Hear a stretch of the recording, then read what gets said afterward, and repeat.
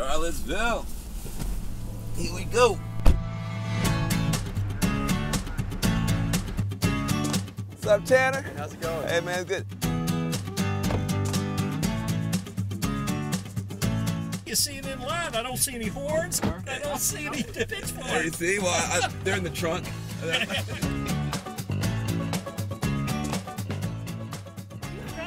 Hey, listen, they don't have good sense of CNN. They let anybody try.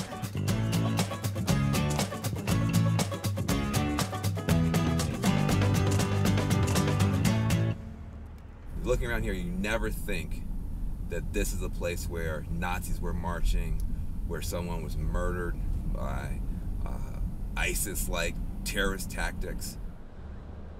Here we are at Lee Park, and as you can see, the statue of Robert E. Lee is covered with a black shroud. When you see that statue shrouded there, I mean, how do you feel about that? Well, I think that it's terrible, because I think it's a misrepresentation of who put the statue up. The statue was put up by Paul Goodloe McIntyre, Charlottesville's greatest benefactor. That statue was put up as a way of telling black and brown people, you go this far and no further. Pastor, what do you base that statement on, that they were put there for that purpose? Because history. That's contrary to anything that I know about Paul Goodloe McIntyre. Do you think the statue should stay up or come down?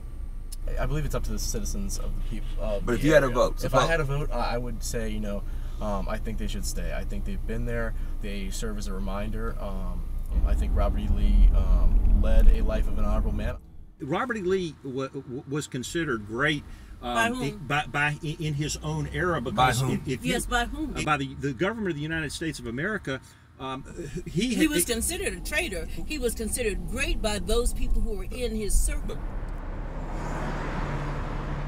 How would you feel if you were a black man or a black woman having, you talk about generations of enslavement, of brutalization. How would you feel seeing a statue?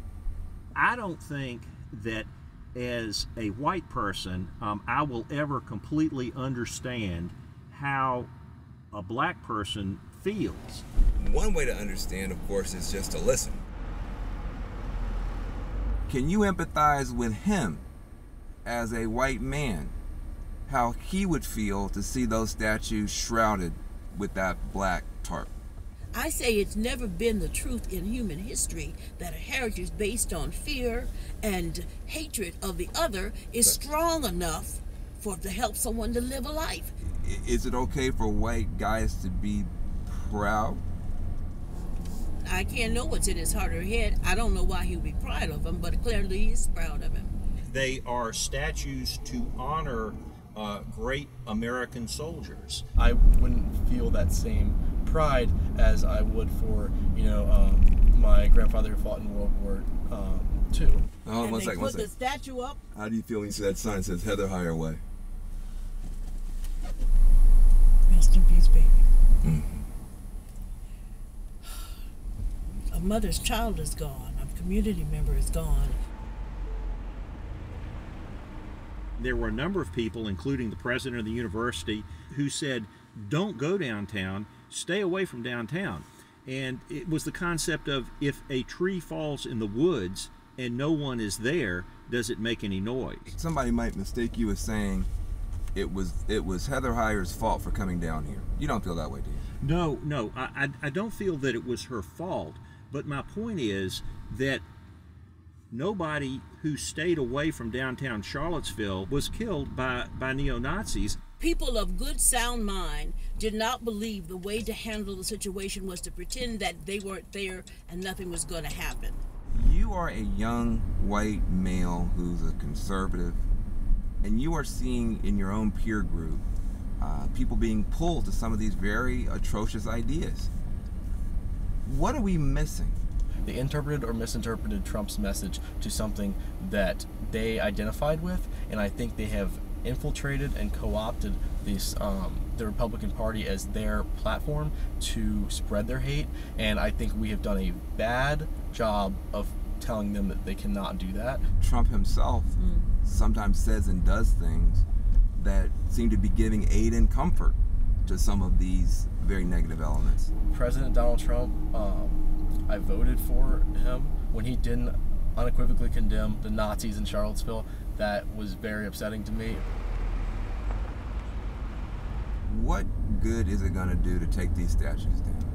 How does this advance getting jobs for black people? How does this advance education? The problem is that so much of what this city is about is so intertwined with this stuff.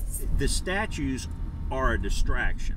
We do have these major issues of economic disparity. The real issue is, again, is this country going to be America? Is it going to be great for everybody, or is it going to be great just for a few? When people tell me about the good old days, I don't know what they're talking about. What good old days? I was born at the University of Virginia Hospital in the basement where the colored babies were, with the lead pipes dripping in 1955. I was likewise born in the University of Virginia Hospital in 1952, but I'm sure on a higher floor. Definitely. But I'm glad that now, if your grandchildren and my grandchildren were to have their babies, they would be in the same maternity ward. Might be the same baby. That's right. At least Ken.